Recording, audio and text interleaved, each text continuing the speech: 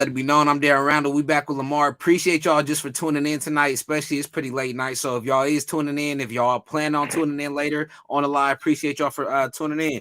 But today we had the free agency, or not free agency, we had the tags begin. Free agency tagging begin. So a lot of guys, like you got guys like Lamar Jackson, you got guys like now Saquon Barkley, you got guys like a lot of running backs are maybe going to be tagged, maybe even Josh Jacobs. We're going to see how it goes. But the free agency tagging has just began.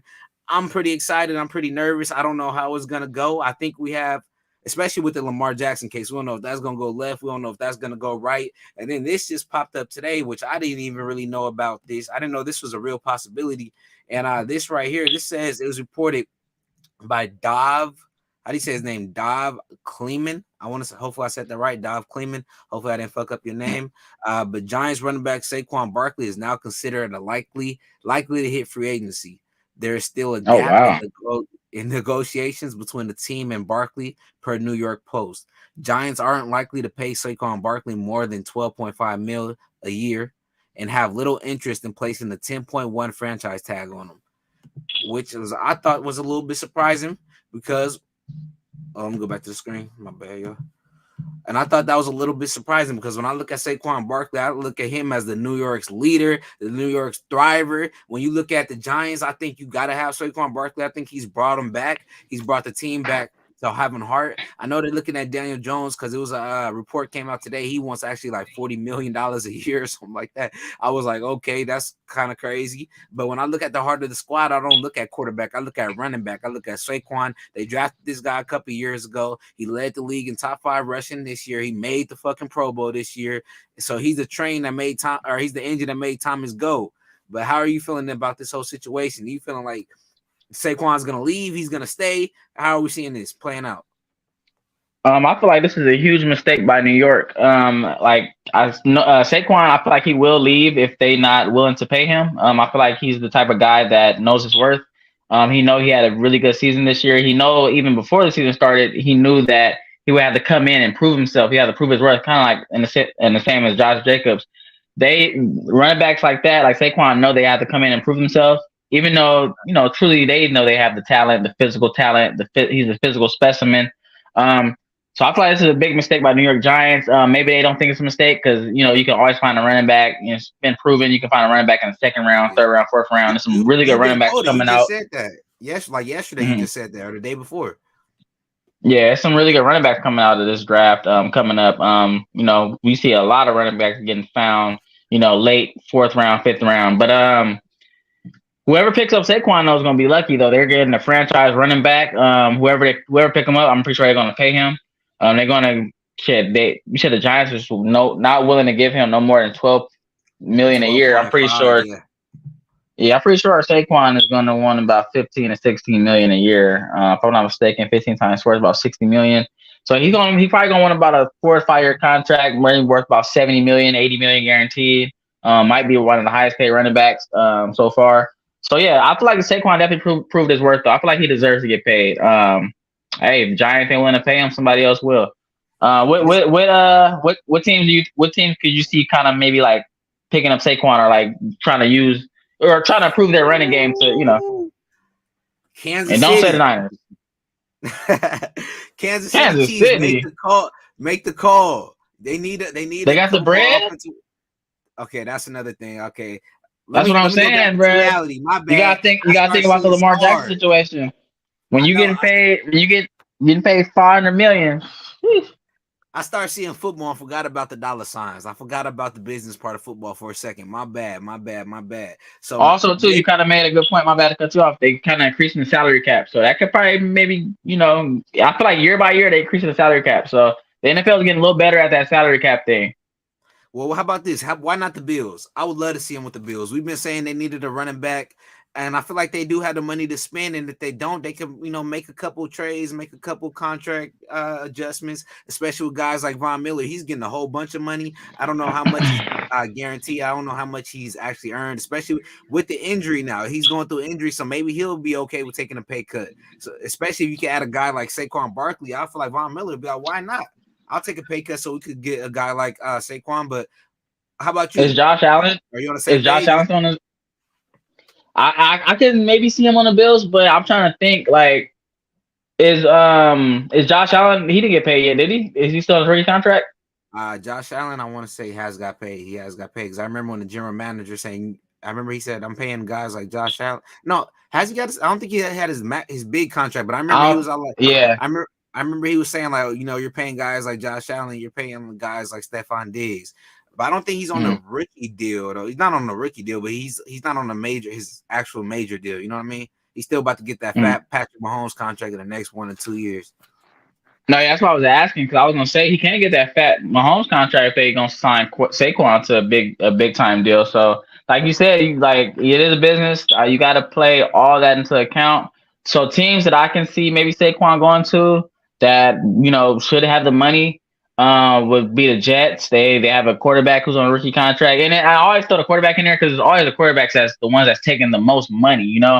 They always paying the quarterback 200 million, 300 million. So. I can see the Jets. Like the quarterback is like its own little thing when it comes to the play, but when it comes to money for the team and it comes from money for the quarterback, take all that money out and then let's look at money for the team. When it's coming to money, the quarterback doesn't count with the team. That's his own position. That's his own thing. But I was gonna say the Jets, a sleeper team that I low-key can see, depending on who their quarterback gonna be. But I can say the Dolphins. The only person that's gotten paid so far was Tyreek on that offense. They don't have a quarterback that has gotten paid. They don't have a running back that's Raheem Mostert. I think he's like on a 1-year deal, so they can probably use him. Maybe. I don't want to throw this out there, but maybe the Patriots. I was just thinking Patriots. Patriots didn't sign nobody. They didn't sign nobody last season, so I'm pretty sure they got bread to spend. They got Mac Jones rookie contract. They got. Shit, it's not necessarily. I mean, why wouldn't he? They got a good coach. They known for winning Super Bowls. It's a historic organization. They're gonna pay. They're gonna pay him. They're gonna pay him like shit. I mean, Saquon at this point, I'm pretty sure he's looking for the bread. He's not really worried about winning right now. Clearly, he's been with the Giants for so many years. Who give a fuck about winning? Go get the bread.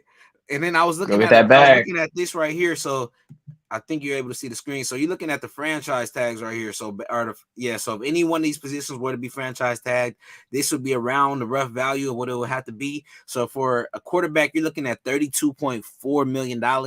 For a running back, you're only looking at 10 mil. And if you look at other positions, you see how much a running back is really valued. Because if you look at all the other positions, they're up by a lot, except for like tight end, they're getting 11 mil. But tight end's just a position that's starting to get valued in the last 5 to whatever years.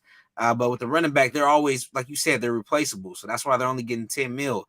But they don't want to use that franchise tag on him. They don't want to give him a 10 mil because they feel like he's worth less than that. And all due respect to them, because maybe they feel like he's been through the injuries. He's been through a lot of injury history. He's missed a lot of games. So maybe they feel like he needs one more year to earn it. So I would franchise tag him, but they don't want to even give him that money either. So that's another thing. So, all right, so I got my bad. Go ahead.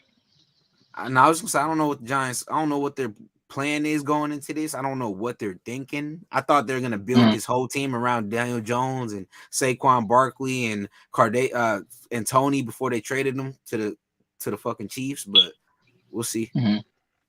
To be honest, all right, I'm gonna just go with my first 2 thoughts. So one of my thoughts that came to mind, I was saying I can see him going to Carolina. I can see him maybe replacing Christian McCaffrey. Him getting paid, and also too the old GM, the old general manager from the Panthers used to be a general manager of the Giants, so that might have something to do with it. And then also too, what I was gonna say was, I lost my train of thought. But no, I can see him going to the Carolina Panthers though. I can see him basically replacing maybe like a big time running back. What about the Chargers? Would that be possible? You bringing a guy like that to help out Herbert with Evans? Or not Evans? I mean, it's about I ain't talking about. But I mean that would be cool. But they don't got the bread, bro. They paid Keenan Allen, they paid Mike Williams. They gotta pay Justin Herbert. They not letting Herbert go nowhere. Austin Eckler, they paid all Eckler as well.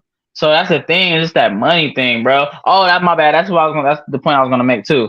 So you was mentioning injuries. You was mentioning like maybe a team might not want Saquon because his injury history. But the thing is, if at this point you see quarterbacks go down, we added an extra game to the season. Then we got playoffs.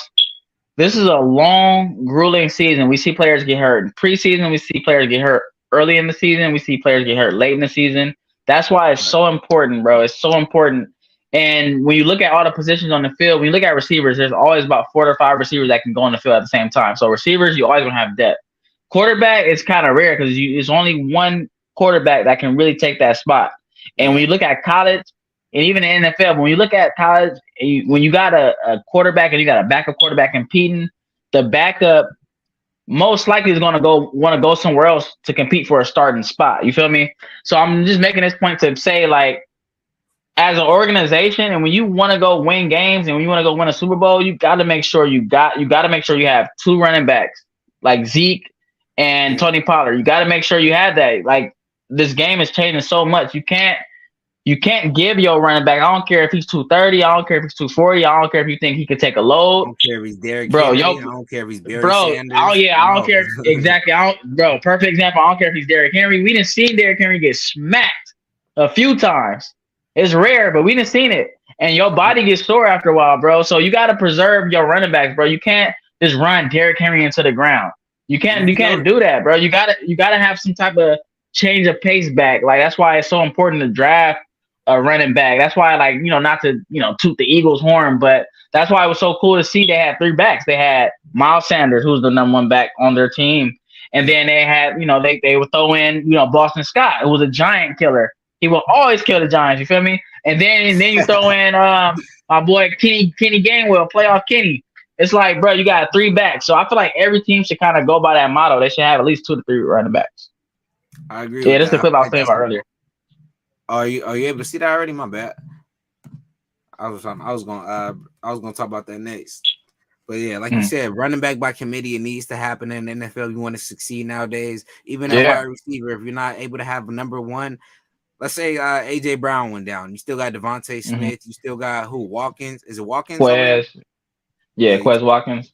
Yeah, you still got a whole bunch of guys that are still able to make plays. So that's how the new NFL is shaping out. And I'm hoping that they add a couple more roster spots to the league, because I feel like the league does need a couple more roster spots, because you only got 53 man. Football is too physical. Come on now.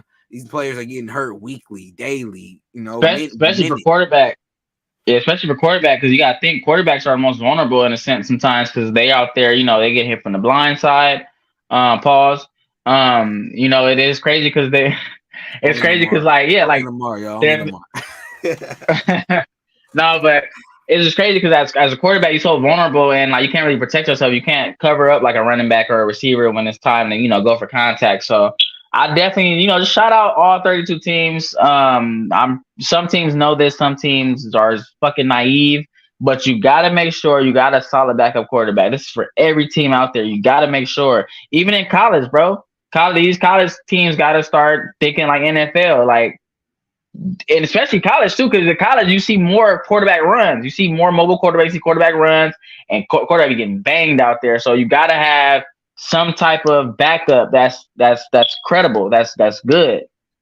Right, I agree with that, and I also want to bring up your guy, AJ Brown, your wide receiver that y'all made a great trade for, that ultimately made y'all lets y'all help making it to the Super Bowl. Jalen Hurts being in his 3rd year in the NFL, third year in the NFL. I want to say 2nd year as a starter. So that's already crazy. Every quarterback needs a top wide receiver, and that's what they found. So earlier, I'm gonna play this clip in just a second. I can't remember the exact podcast I was on. I'm gonna have to check it, so I'm gonna give them their credit for that. But AJ Brown, what is it? The Raw Room, right? Yeah, Raw Room. Okay, the Raw Room. So we're gonna show a clip from the Raw Room, and it was AJ Brown. So if you remember when he was first asking for his contract, you had guys like Deebo Samuel, you had guys like AJ Brown, you had guys like Kirk, and all these guys are signing fat contracts and looking for fat contracts. So when Kirk got paid, that was pretty much the market. Now everyone's like, damn, okay, this nobody receiver. I don't, no disrespect to him. Obviously, he proved that he was worth the money, but at that time, he was clearly a nobody. He was like the 4th or 5th best wide receiver with the Arizona Cardinals. So it was a little disrespect that the contracts they're offering for guys like Deebo Samuels and AJ Brown. They felt like they didn't put in the work and that they deserved the money. So now, AJ Brown, he talked about the money situation, and what we heard, they were only offering him about, I want to say like 20 mil, 16 mil or something so slight. Like he was only getting, I want to say like less than $1 million over Kirk, like, which is automatically disrespectful. But let me put I think they was only trying to offer him, I think like 7. It was something in the teens. I think it was like 17 or 18, but AJ was looking for like 22 or 23 a year. Respectfully. Which he ended up getting like 25 a year. So yeah. Bro, like whole process, man, they was like, they offered me like 16 up to like 20 with incentives. And so we was like, bro, like no disrespect, but like don't disrespect me, bro. Like, you feel me? Like I'm playing behind Derrick Henry, bro. Like you know what I'm saying? Like I can go crazy, bro. Like, you know, he getting the ball 30 times. You know what I'm saying? Like, so all that went down, and so my agent was like, at some point, like you gotta let him know, like, you know what I'm saying, you're not playing. And you know what I'm saying? So he telling me, I'm like, listen, bro, I ain't never went through this shit. You know what I'm saying? Like, tell me what I need to do. You know what I'm saying? I paid you, you know what I'm saying? To do a job. Leave me. He like, stop talking to them. He like, stop talking, cut off all communication. So that's when they started saying that you start talking. That's okay. So me and Brave got a good relationship. I mean, that man like he about to cry that day. So me and Brave got a good relationship, and he was kind of a little hurt about me not talking to him. I was talking to somebody in the building, but I ain't gonna say no name. You know what I'm saying? And basically, he was just kind of giving me advice too, what to do, you know, how to proceed. You know what I'm saying? And shoot, they just never moved, bro. Like they stopped, they would never like move, like even all the way up to draft. Like, bro, like, of course, like we asked for like a crazy number because that's start of negotiating. You're supposed to start high. You're supposed to start high. But my agent knew like what number I took. You know, I'd have took 22 to stay in Tennessee, and it had nothing to do with football. Like, me staying in Tennessee had nothing to do with football. It had everything to do with my daughter. Like, you know what I'm saying? So like, for people to say like I ain't want to be in Tennessee, that's stupid. So great flip. You see right there, he brought up the whole true reason that he didn't really want to leave in the first place. You know, a lot of people call him selfish, bad teammate, diva. You know, all the criteria they like to give for a wide receiver. But he was clearly the opposite of that. He was thinking team first. He was thinking or family first, and he brought up, you know, that I think that little situation is kind of funny because we never really get to see what goes on between the agent and the team or player and the team. And you heard with Bravo, literally him and Bravo have a great relationship. It was kind of like how Deebo and Kyle Shanahan have a great relationship. But when it comes to business and when it comes to money, when it comes to signing these long-term deals and all that other bullshit, it gets a little sensitive. It gets a little business. It gets a little selfish and money-wise. You got to do what's best for you and your family before you got to do what's good for those guys in the locker room at the end of the day. So, and him and Bravo, you know, like he said, it was kind of hard. Bravo kind of took it, you know. Bravo, I remember he was crying, wasn't he, in the press conference? So yeah, so just kind of tearing up. Exactly, he was tearing up, but I felt like it was disrespectful. He brought it up right there, and if you look at it right here, I actually got some of the stats. So in the 4 years he was with the he got 4 year this 4 year deal. You remember they didn't want to give him over 20 mil. They were only trying to give him 16 for 4 years. Disrespectful for one of the best wide receivers. 16 and 20 with incentives. With incentives, like he didn't already prove himself enough. He did miss a couple games. I want to say I think he missed 7 games with the Titans, but what wide receiver doesn't miss games? And when he was on the field, he was highly productive. So he ended up getting a 4-year, $100 million deal, 25 mil a year, 57.2 guaranteed. So that's automatically damn near as much. Like, come on now, quit playing with him. He did what he felt like he had to do, and it ended up working out. But in 2022. He had 88 receptions for 1,496 yards for 11 touchdowns. That was the most yards he ever put up since he's been in the league. Tied for the most touchdowns since he's been in the league. Also, he had the most catches since he's been in the league. So it's been pretty crazy for him. And then you look at Ryan Tannehill's numbers. His numbers dropped off crazy just from that 1 year, just from losing his top wide receiver. And that shows you just how important A.J. Brown really was for that squad. They underlooked them. The Titans undervalued A.J. Brown and ended up hurting them in the long run. So you look at his stats, Ryan Tannehill from 2022, he has 2,536 yards, 13 touchdowns. In 2021, he had 21 touchdowns, 3,734 yards. Like, bruh dropped 1,200 yards just in a year by losing a top wide receiver. The year before that, 33 touchdowns, 3,819 yards. In A.J. Brown's rookie year, he even had more, 2,742 and 22 tugs. So it's just showing you that right there. It shows you how important A.J. Brown was to that squad, how important it was for the quarterback, how important it was for the Tennessee Titans culture as a fan base. So how are you feeling about this, though? No, the situation is definitely interesting just because like I never knew that either until I watched that interview that he originally did want to stay in Tennessee. He never wanted to leave, even though he was in communication. Well, he'd been in communication with Jalen. And it's funny because they mentioned like they was kind of like kind of joking around, just kind of like throwing it out there, like oh Howie, like let's go trade for AJ. But it was kind of like just start off as a joke. But then when they started noticing that AJ, Tennessee wasn't budging on him, and AJ kind of started expressing to Jalen how Tennessee ain't trying to pay me, man, like it's disrespect.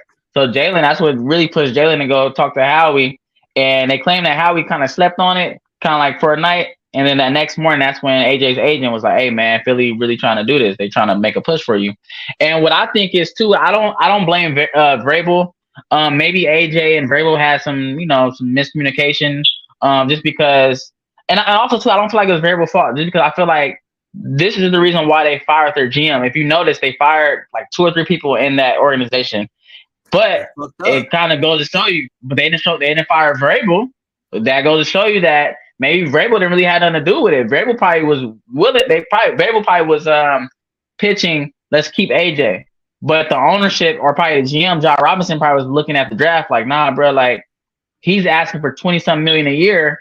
We already paid Ryan. Let's trade AJ and let's go get that guy Treylon Burks, who is the exact replica of AJ. Not saying he's going to be an AJ, but I'm pretty sure this is what the GM is thinking. Like, okay, this guy might be a little better than AJ. He's bigger, he's stronger. Well, I ain't gonna say he's stronger. He's bigger and he's faster than AJ. Well, combine wise. So that's what I feel like he probably was thinking. Like Treylon Burks and it made sense. Like we got AJ, we traded for AJ, and then we gave them our first round pick, and they went out and got Treylon Burks, exact replica of AJ Brown, same height, 6. I think he might be a little taller than AJ. I think AJ is about 6'1", Treylon Burks is about 6'3", and Treylon Burks is about 215, 220. So I think they were just trying to replace them and trying to, save their money type shit. I mean, you can't really blame Tennessee. But then you can blame them because, so my bad. I'm gonna double back on that. So what if AJ didn't have the type of year he had this year, then Tennessee probably wouldn't have been as, frustrated. You feel me? Right. Right. But because AJ went crazy this year and we played against Tennessee and he went crazy against Tennessee, that's what made it look really bad. And it's quite a coincidence. And it's quite a coincidence because right after the Philly game, the GM got fired. Yeah. So correct me if I'm wrong. Does that usually happen when the GMs get fired? I feel like the coaches usually get fired, don't they? Usually it's both. That's why I said it's interesting. That's why it's interesting because usually it's literally both. Like usually it's always the GM and then the head coach. I'm not sure exactly what order goes first, but they always try to get both of them out of there at the same time to kind of like a rebuild in a sense.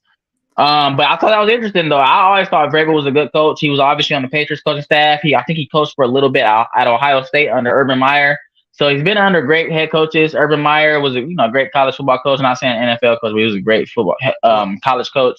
And then even in the league right now, you seen it on in the summer when they had I was about to say Attack on Titans when they had, what is it called, the little summer Hard Knocks. You seen it with the Titans squad. So previously, so I don't know. He's always been a great players coach to me too. No, yeah, always been a great players coach, especially for the younger guys. You seen AJ said in the clip too, like like I just some advice. As a player, I was a player before. This is how to kind of like handle the whole contract negotiation situation, stuff like that. So Vrabel was definitely trying to take AJ under his wing and trying to give him the best advice possible. But obviously Vrabel knows this. AJ obviously knows this now. I'm pretty sure he knew this before, but it probably like when the business side really kind of like start really getting to him. That's when he really started figuring out like, damn, this is really a business, So I don't really blame Vrabel too much, but I feel like I blame more the higher up in Tennessee's organization. That's who I blame. But obviously they got fired, so it shows. And should it be considered sort of like a wake up call for all general managers? Kind of like, look, this is how it is. This is what it is. This is how it's going to go. If you got a star wide receiver, if you got an offensive threat that wants to be paid, you're going to have to pay him. Well, I can't really say this is a wake up call because, every GM is different. Every GM thinks, a little differently. Obviously, just depending on the team, depending on what they have in place, depending on, draft and stuff like that. So a good example of that would be Kansas City when they decided to give away Tyreek Hill. And it was crazy because you got Kansas City who, went to the AFC Championship and they willing to give up their best wide receiver, it turned out to be good for Pat Mahomes, but it's still crazy. Like it's still crazy because you give up your best receiver, one of the most explosive receivers in all of NFL, So it just depends, man. Every GM is different though. Some GMs don't want to give these guys this money. Some GMs might not believe in certain guys. I don't know. Maybe the Kansas City GM, maybe he didn't really believe in Tyreek. That trade, ultimately, they still did end up winning the Super Bowl, but I feel like that did slow their offense down a little bit this year. I don't feel like they was as high powered as they've been in previous years. It wasn't as quick scores. They actually had to work for each point, drive down the field at sometimes, and sometimes you just had to get some lucky and get some Patrick Mahomes magic.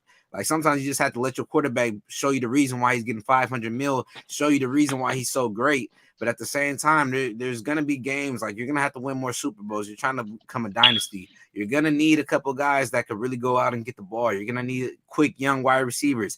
Travis Kelce's great, but he's also getting old. Who knows? Maybe he's like LeBron. Father Time might not ever hit him. It might just skip him like it did Bron. But we're going to see. Hopefully, they're going to really need to dive deep, maybe into the draft, maybe make a trade, maybe in the free agency. But they're going to have to make sure they bring a star wide receiver or at least a guy that's a mid-level top star. For sure. Especially after winning the Super Bowl. I feel like that, that hangover is real. Yeah. To be honest, they got guys though. They got some guys in the works. I'm just saying that just because. There's some guys coming off injury, but they picked up John Ross. So I feel like they picked up John Ross to kind of replace Tyreek for the speed aspect. Not saying John Ross is faster than Tyreek, not saying Tyreek is faster than John Ross. John Ross is still the record holder or one of the record holders at the combine for running the 4.22. So I feel like that they're replacing the speed. They're replacing that speed with John Ross, and then they also got another Ross. They got Justin Ross from Clemson. That boy 6'4".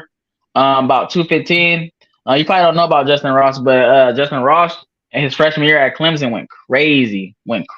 Like people legit thought he was like they basically thought he can come out as a freshman and go straight to the league type shit. But he ended up having not for real, but he ended up having a heart problem. So he had to sit out a year. Then they would try to claim he couldn't play football again.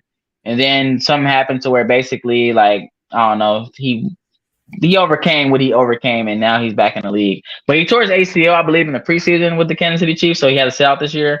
So, Kansas City going to be reloaded. The only thing I feel like their biggest maybe factor that left, maybe Eric Bieniemy. I feel like he had some hand in play calling, somewhat. Even though Andy Reid, I feel like is definitely like the overall play caller or have, really the last say so on play calling. But I don't know. I feel like that might be a factor more so than anything. Eric Bieniemy leaving, just having a new guy. Well, Matt Nagy there, he might, call some bogus ass plays in certain situations. Yeah, especially you see what he did with Justin. You see what he did with Justin Fields. Right, fucked him up. Justin Fields should be. I feel like he should be ahead of the game, or at least where he's at right now. I feel like he's a couple steps behind. As if he would have had a good coach that really knew what they were doing and knew how to run his skill set, like you got with Jalen Hurts. You would have threw Justin Fields on the squad like that. He would have had a lot better outcome. But in other news, Hey, my bad. I was going to ask something real quick. So that kind of reminded me. So I was looking at I think it was Twitter or Instagram earlier, but they was basically, I was reading a comment, and I didn't really think about this, but now I'm kind of like, now when I really thought about it, I'm like, damn, I didn't even say I hope, because I really don't care. But do you think the Cardinals are going to try to run the same style of offense that they did with Jalen Hurts since they picked up our offensive coordinator? Because Jalen Hurts and Kyler Murray is sort of the same player. Jalen just bigger. See, I don't think so. Just because the body type, like you say, Jalen's a little bit bigger, a lot bigger actually. Jalen Hurts' thighs is like a fucking 2-3 cantaloupes just pressed in one.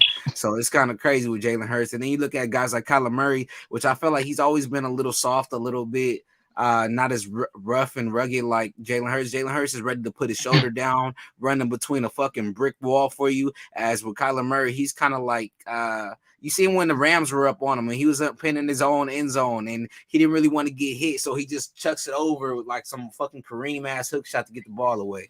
So I don't think they're gonna be able to, unless they want to get rid of Kyler Murray and maybe draft a guy like Bryce Young, try to get up in there and bring a guy that has a little bit of a bigger body type, a little bit stronger head-on runner.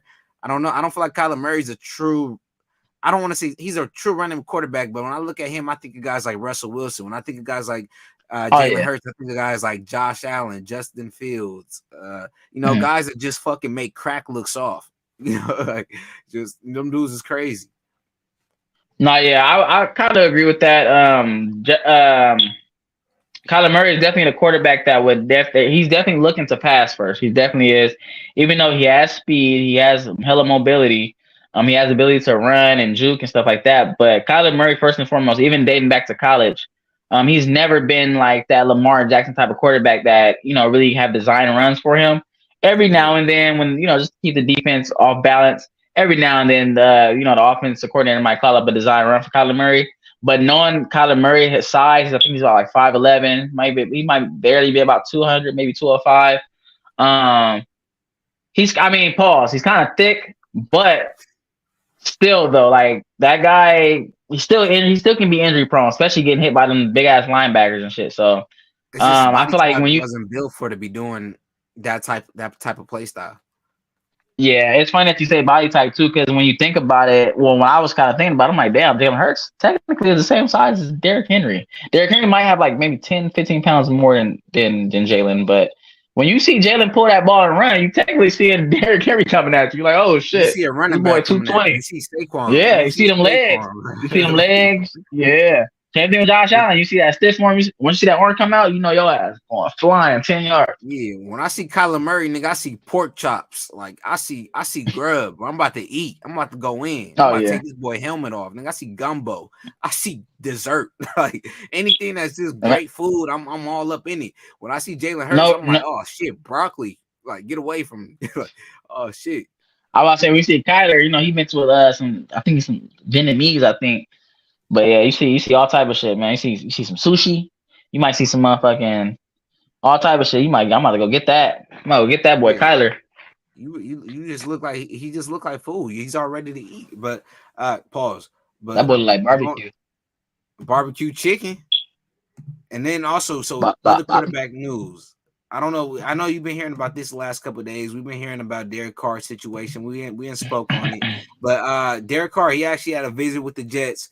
And the Jets really believe that former Raiders quarterback Derek Carr is the type of quarterback that can lead them to a championship.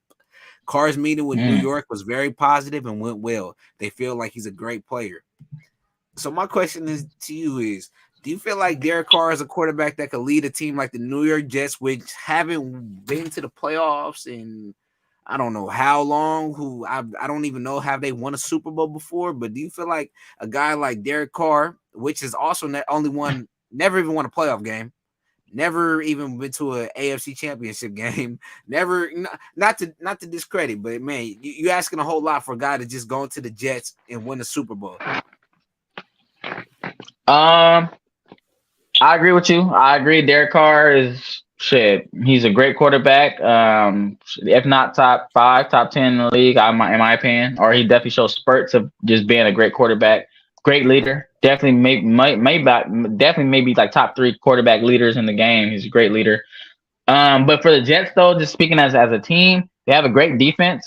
I'm not gonna count them out though. I feel like they have young running backs. They have an offensive line that can improve, but they have some young guys on the offensive line, some big dudes who's talented. Mekhi Becton, you got the guy from USC. I forgot his damn name, but I do think they're a quarterback away. But if they go out and get Derek Carr, they got to make sure they go get some pieces. They got to. Like same thing reminds me of the AJ Brown situation. If you go get Derek Carr, you better go out and get like Mike Thomas. You better go out and get a guy like Robbie Anderson. You better go out and get just a number 1 receiver. Not even just a number 1. You got to go out and get a number 1 and a number 2. You got to make sure you get T. Higgins. Go out and get T. Higgins. Like go out and get somebody. You got to go. You got to get a number 1 threat. I would really love to see Derek Carr on the New York Jets rather than the Saints, though. Just looking at it from the outside perspective, I honestly thought that the Saints were probably the best situation, but I'm looking at the Jets. I'm like, damn, they really do have a lot of pieces. They got a lot of great defensive pieces. They still have draft picks. They got a lot of guys on the offensive side. You could probably even trade Zach Wilson, get rid of him, and who knows what that's able to get you.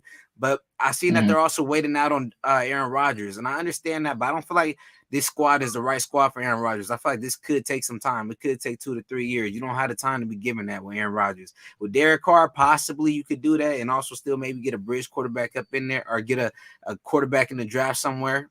Who knows how it goes? Maybe you are able to get Lamar Jackson instead. Who knows what the Jets are going to do? But I just feel like Derek Carr would be a great addition to the squad. He brings great leadership. He brings great grit. He's been through a team like Oakland and through a team that was in Oakland. So now I feel like he should be built for New York. New York's going to love him. He's been through the dirt, been through the griminess. Like I feel like that's a quarterback that you kind of want to root for. No, yeah, I agree. But also too, I feel like it kind of makes sense a little bit too for Aaron Rodgers to go to New York. I feel like it wouldn't hurt the Jets too much because, well, actually, you're gonna have to trade a lot. You're gonna give out like 3 picks. Yeah. Who knows how many years he's gonna play? Yeah, the only thing with the Jets that's positive about the Aaron Rodgers situation, you're getting a great quarterback. Who your team is potentially maybe a quarterback away, but you would have to give up some first round picks. But if you think about it, like they came out this season and kind of. I mean, it is a business. They're going to tell you what they want you to hear, but they claim they're not giving up exactly on Zach Wilson just yet. So I feel like that'd be good for Zach Wilson to maybe sit under Aaron Rodgers for maybe a year or 2. Sounds good. Yeah, I feel like that could be good for his development. He can sit behind Aaron for like a year or 2 and then see where that goes. Like if the Aaron thing don't pan out, they can get rid of Aaron and then, I don't know, man. I don't know. It's so. I gotta pinpoint this shit. Like I hate when, and it kind of brings me back to the Josh Rosen situation. Like I hate when quarterbacks don't really get opportunity. Like especially when like listen.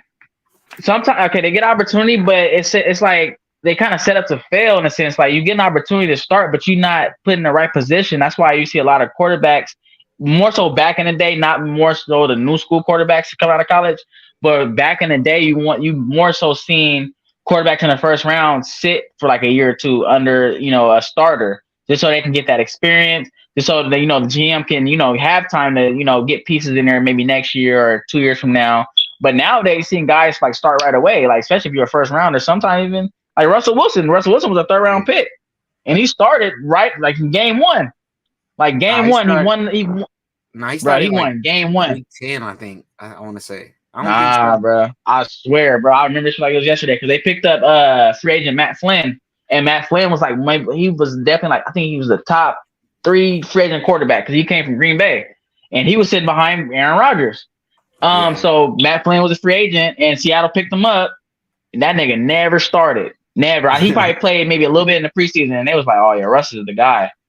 Yeah, so but that's a lot of the times though when you really got a guy, you really see that he's the truth pretty early. It doesn't take too much of a long time. With Zach Wilson, honestly, I feel like his comments killed him the worst when he made those comments after the game, saying that basically that none of the blame was on the offense, even though the defense.